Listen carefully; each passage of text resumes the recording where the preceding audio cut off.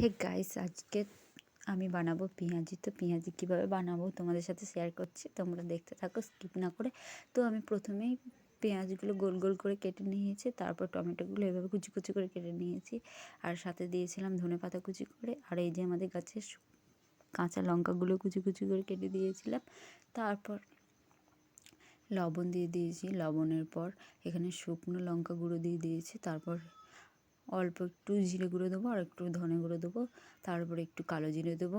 আর এখানে আমি baking powder একদম ইউজ করবো না, এর উপরে দিয়ে দেবো জোয়ানটা দিলে ভালো লাগে খেতে। তো এই সমস্ত দেওয়ার পর এতে আমি দিয়ে দেবো হচ্ছে বেসন দিয়ে দেবো। বেসন দিয়ে এগুলোটা ভালো করে মিক্স করে নিতে হবে। তো তোমরা চাইলে এরকম বাড়িতে ইউজ করবে, বেসন দিয়ে মিক্স করে এতে জল দিয়ে দেবো। তোমরা একবার ট্রাই করে দেখবে কেমন হয়েছে খেতে। তো অসাধারণ লাগছিলো খেতে।